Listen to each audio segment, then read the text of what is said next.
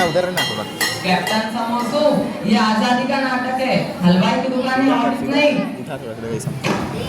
जब जब धरती पर तिरंगा फहराता है तब तब बिजली झाड़ू उठाता है, क्योंकि स्वच्छता ही सेवा है। छोटे में कौन था? मैं था, बिजलू था, बिजलू।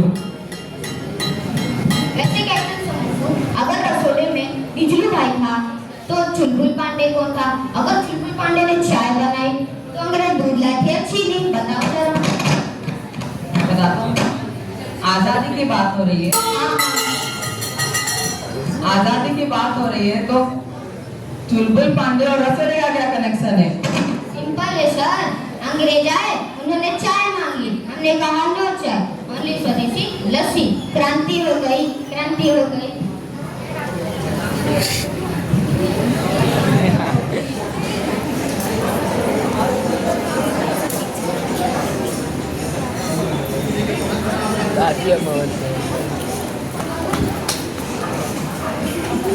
बंद कर दो। ठीक है, सैमसंग को कैमरा 1 नंबर होता है। अरे बंद कर आईफोन लेकर लड्डू मिलेगा या नहीं? मैं सुबह 4 बजे से तैयार बैठी हूँ। 4 बजे से तैयार बैठी है। दादी आप तो 80 साल की है ना, तो स्कूल क्यों जाएंगी? ताकि मैं प्रिंसिपल को बता सकूं 1947 में मैंने अंग्रेजों पर टमाटर फेंके और आज उनके स्कूल के गेट पर टमाटर बेचूंगी। बिजनेस बेटा, बिजनेस।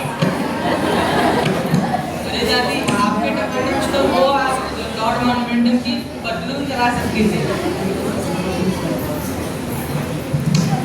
वैसे डिजलू भाई, आप दिन रात काला चश्मा लगा के रखते हो, आजादी दिख भी रही है या सिर्फ चार तरफ अंधकार ही अंधकार? बताओ जरा।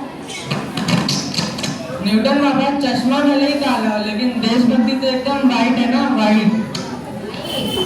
वाइट नहीं, ऑफ वाइट को डिजलू भाई, क्योंकि कल रात परोसन के आते तुम देशभक्ति नहीं, मिठाई का डब्बा चुराते। मिठाई का डब्बा सही में? हाँ ध्यानचंद जी, मुझे नहीं पता पहले मुर्गी नहीं रखा, मगर आज मुझे जलेबी नहीं मिली तो मैं वापस अंग्रेजों के पास चला जाऊंगा। अरे बुद्धू, अंग्रेज तो 1947 में चले गए। तो क्या हुआ, मैं फ्लाइट की टिकट करवाऊंगा ना, लंदन जाके बोलूंगा मुझे बूंदी के लड्डू दो, नहीं तो वापस कोहिनूर ले जाओ। दादी जरा समझाइए, क्या बोल रही है? अरे ओ ढोलकपुर के हलवाई, लंदन जाने का किराया तेरा बाप देगा। 50 रुपए की जलेबी के लिए 50,000 का टिकट करवाएगा। इससे अच्छा एक काम कर, 5,000 मुझे दे, मैं तुझे यही अंग्रेजों के जैसा गोरा बन के जलेबी खिलाती हूँ। दादी तो अपने ही फायदे में।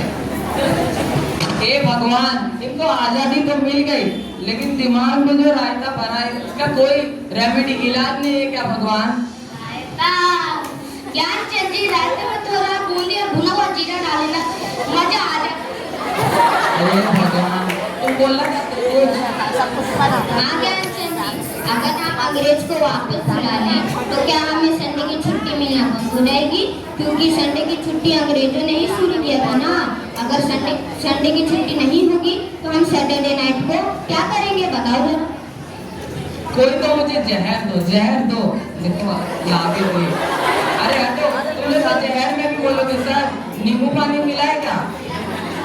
मिलाती भी है। हम भूल गए थे। बेटा जरा पानी लाकर दो। अरे दादी, मैं आपको पानी लाके क्यों दूं? मैं आपका नौकर थोड़ी ना। जबान लगा के अभी रुक, तुझे बताती हूँ। मेरी दादी को मारते रुक, तेरे को बताता हूँ।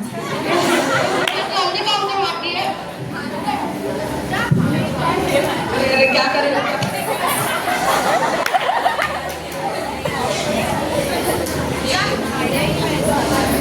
दादी, आप तो थोड़ी बुजुर्ग है, आपको समझना चाहिए। और तुम हंस लिए, खेल लिए।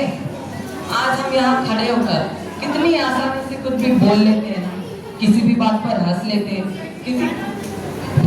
किसी भी चीज का मजाक बना लेते हैं। पता है क्यों? क्योंकि हम आजाद हैं, आजाद। लेकिन क्या आजादी का मतलब सिर्फ मजाक उड़ाना, कचरा फैलाना और आपस में लड़ना है? 1947 में जब महान भगत सिंह, सुखदेव, राजगुरु और महात्मा गांधी जैसे अनेक लोगों ने अपनी जान दी थी। तो इस दिन के लिए भी कुर्बानी दी थी कि हम आपस में मजहब, जात और छोटी-छोटी बातों पर लड़ाई झगड़ा करें। हाँ ज्ञानचंद जी, आप तो सही बोल रहे हैं। हम तो सिर्फ खाने के बारे में और छुट्टी के बारे में सोच रहे थे।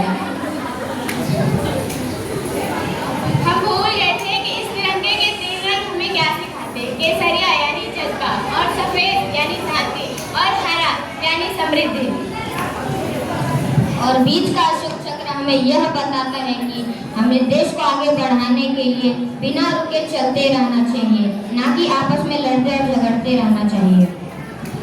आजादी हमें हक देती है बोलने का, जीने का, लेकिन इसके साथ एक जिम्मेदारी भी देती है देश को जोड़ने की, नफरत को मिटाने की। और आज 15 अगस्त के दिन सिर्फ झंडा फहराने काफी नहीं है, इस झंडे की शान बनाए रखना हम सबका फर्ज है। मजहब नहीं सिखाता आपस में बैर रखना। हिंदी है हम, वतन है हिंदुस्तान हमारा। जय हिंद, जय भारत।